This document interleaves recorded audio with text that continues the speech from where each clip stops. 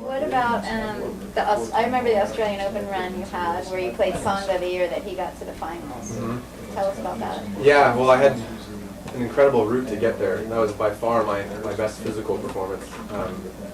When you get to the level on the guys on the tour, it becomes more of not how good your forehand and your backhand is, because everyone has great forehand and backhands. It's really who can wake up and be fresh every day. And I don't know how these guys do it, but they're doing it somehow. Because I would, 4 or 5 days, and then my body would just get tired. I felt very human, and these guys appeared to be not human. But in the Australian Open in the year 2008, I had my best result in the Grand Slam. I qualified. I won 3 matches in qualifying, and my last round in qualifying was a 5-hour match. It was extremely long. I had 1 day off, and then I played. Kind of hot down there too. It's like anybody who's been to like southern Texas or Louisiana in August. That's what Australian Open feels like. It's extremely hot. I've never played anywhere hotter. So, but then I had 1 day off after that, and I played my only 5-set match that I played, and I won 6-4 in the 5th, which was again beyond what I thought I could do. And I had 1 day off, and then what a prize for doing the craziest, longest, most physically draining match of your life. You get to play a top 10 player on stadium court. So it was, a great experience, but I had about an hour worth of energy. And I was just kind of like, and I played close for an hour, and then it was like I hit a wall. So, how about any comebacks that you have that you're proud of? Yeah, it was actually at that tournament, the final round of qualifying for that event. I was down in the final, so the final round of qualifying at the 3 Grand Slams are 2 out of 3 sets. At Wimbledon, it's 3 out of 5. But at Wimbledon and Australia, they don't use a tiebreaker in the final set. So that match, I won 5-7, 7-6, 14-12, and it was like 5 hours. And in that match, I was serving to stay in the match every time. I served at 4-5, 5-6, 6-7, 7-8, all the way to when I broke at 12-all. And every time I was down, it seemed like I wasn't holding easily. It was one of those just barely getting by. I was down 8 match points, and at 4 or 5 in the 3rd set, I was down below 40. And somehow came back and won. So that was by far the most, I guess, exhilarating moment. I hands in the air, down to my knees. It was a great feeling. What would you say is your point that matters as a tennis player? I think the big thing is belief in yourself and not giving up.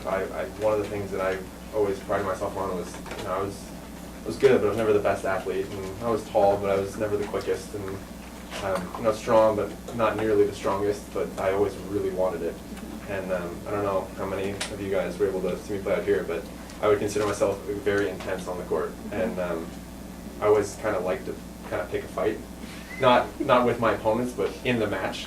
Just I needed to I don't know if you're familiar with the Seabiscuit, the horse. He kind of like needed to be like, he didn't want to lead. He kind of wanted to be a little behind, or he needed the competition. Yeah. That's where I felt like I played my best, is when it was a really contentious moment, or a moment where I could really get into it and fight hard, and that was my angle. Cool. Do you guys have questions for Sam? Why did you retire? Yeah, good question, right? I actually retired when I was at my highest ranking, which most people probably don't do. You and Enon. Yeah. Yeah. I retired because I was really unhappy. I was 40 weeks a year by myself. It would be great if it was London, Paris, Rome every week, but it was it was Poland, Serbia, Ecuador, South Korea, Nicaragua. It sounds very lonely. Very, very lonely, and it was very hard. Most people think about the tour as this great lifestyle. You get to live in great hotels and have awesome food. My day, if you don't mind, I can kind of go through my day. Let's say I had a 3 o'clock match. I would wake up in the morning, I would eat, I would go back, I would prepare to go to the courts, pack my bag or whatnot. Go to the courts, I would stretch, I would run, I would loosen up, I would play, I'd shower, I'd eat, I'd get worked on by a trainer, I'd play my match, then I'd come back and I'd cool off, shower, stretch, warm down, eat, come back, and then I'd go to the gym, do my fitness routine for the day, an hour of some sort of training. If it was, lifting weights or running. then I come back, shower, stretch, eat, and it was, before I knew it, it was 10, 11 o'clock at night, and that was every day. And that's if I didn't play doubles. If I played doubles, throw doubles in there. So, I mean, I didn't really have a lot of time to do anything that I like to do. I was just competing and preparing to compete. What are the Which economics? is great, but What are it's the old. What are the economics like on the tour? I mean, you pay for everything. You pay for all of your expenses. Does the tour cover anything? It's a lot like everything in life. When you're not very good and you're playing the lower tournaments, everything costs. But when you get to the top, everything's free.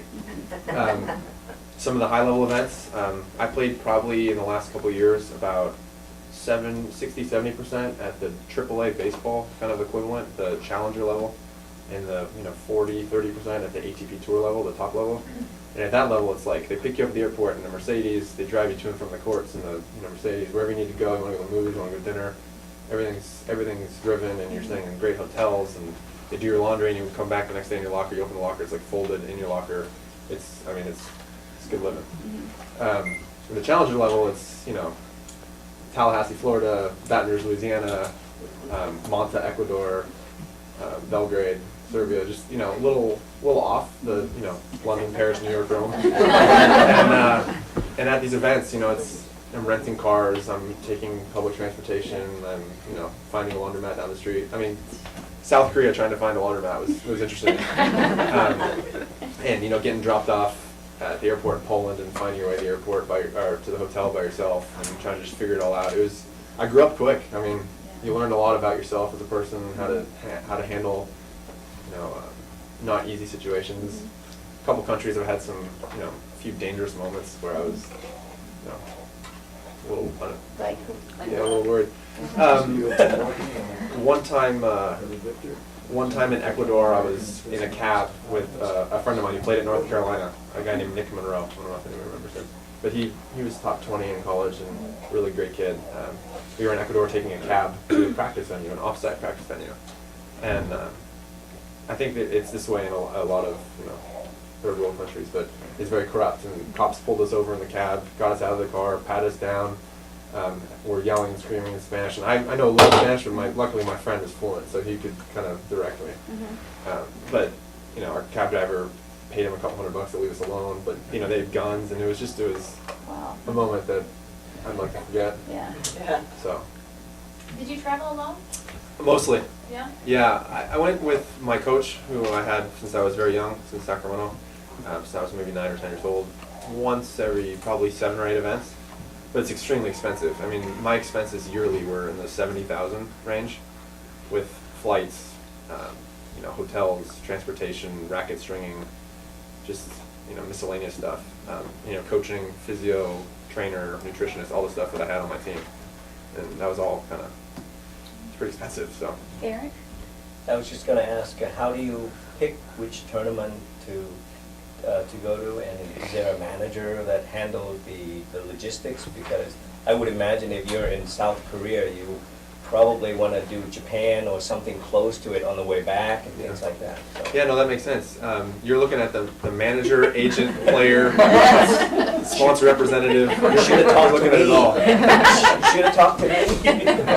No, I mean, I think a lot of guys at the top have people who do that for them. I did it all for myself.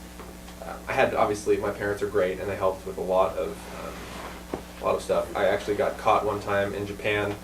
It rained a couple days, and I wasn't able to. I was in the quarterfinals, and it rained, and so I got delayed, and I had to play quarters, semis, and finals all within like a 24-hour period. And I was stuck in Japan. I couldn't change my flight, and my dad helped me get a flight, so I could go home. But they did stuff like that often. But the tour is set up kind of where they have 3 or 4 week tournaments all in kind of the same region. So you kind of play like a swing in Asia and then a swing in South America. But I made my own schedule. I sat down with my coach at the beginning of the year and kind of planned out. But it's very hard to predict because it's all based on ranking, and if you do well or do poorly, then it will really change your events. So we kind of planned 2 or 3 months in advance at a time. But I had a couple of different times throughout my career where I had to totally shift that based on doing well or poorly, which more poorly than well. But